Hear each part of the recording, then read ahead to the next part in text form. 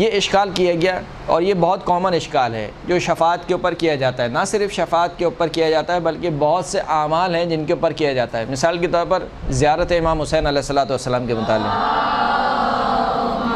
صلی اللہ علیہ وسلم،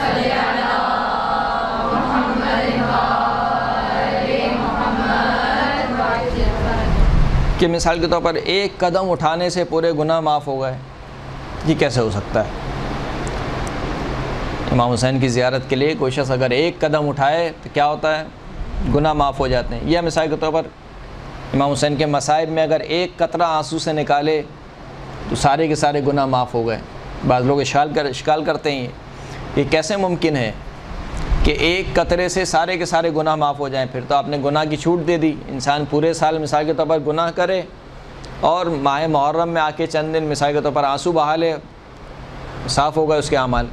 آئے یہ روایت یہی کہہ رہی ہیں یا نہیں؟ ان روایت کو غلط سمجھا جا رہا ہے کہ جب معصوم یہ فرما رہے ہیں کہ اگر کوئی شخص ہمارے جد کی مصیبت پر ایک قطرہ بہائے آنسو کا تو اس کے گناہ معاف ہو گئے، اس کا مطلب کیا ہے؟ اس کا مطلب یہ کہ اگر اس نے گناہ انجام دیے ہیں غفلت کی وجہ سے، یا مثال کے طور پر شہوت طاری ہونے کی وجہ سے، یا کسی بھی اور وجہ سے اس نے گناہ سرزد، ہم سب کے سب غیر معصوم ہیں، ہم میں کوئی معصوم ہے یہاں پر؟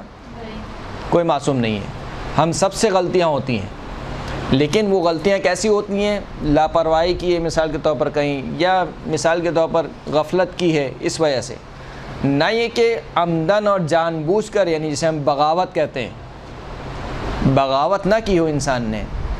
خود دعاؤں میں بھی اہل بیت اطہار کی دعاؤں میں جملہ ملتا ہے کہ اے خداوند کریم اگر مجھ سے کچھ غلطی سرزد ہوئی ہے تو وہ اس وجہ سے نہیں ہوئی ہے کہ میں تیرے سامنے کھڑا ہو گیا ہوں، یعنی تو نے ایک حکم دیا ہے اور میں اس کے خلاف اپنے آپ کو کھڑا کر رہا ہوں کہ کیونکہ خدا نے یہ حکم دیا ہے اب میں اس کے برخلاف کروں گا۔ بغاوت نہیں کی ہے انسان نے، لیکن غفلت میں مثال کے طور پر گناہ انجام دے دیے ہیں تو وہ گناہ سارے کے سارے کیا ہو جائیں گے؟ معاف ہو جائیں گے۔ لیکن اگر ایک شخص بغاوت کر رہا ہے، یعنی سر چڑھ کے گناہ کر رہا ہے، جانتے ہوئے گناہ کر رہا ہے، جانتا ہے کہ اہل بیت اطہار کو گانا پسند نہیں ہے پھر بھی گانا سن رہا ہے، جانتا ہے کہ اہل بیت اطہار کو شراب سے شدید نفرت ہے پھر بھی شراب پی رہا ہے، یعنی جانتے بوجھتے ہوئے، اس کو بغاوت کہتے ہیں۔ تو اس کے یہ روایت یہ نہیں کہہ رہی کہ ایسے کوئی بھی گناہ معاف ہو جائیں گے، ایسے کہ گناہ معاف نہیں ہوں گے۔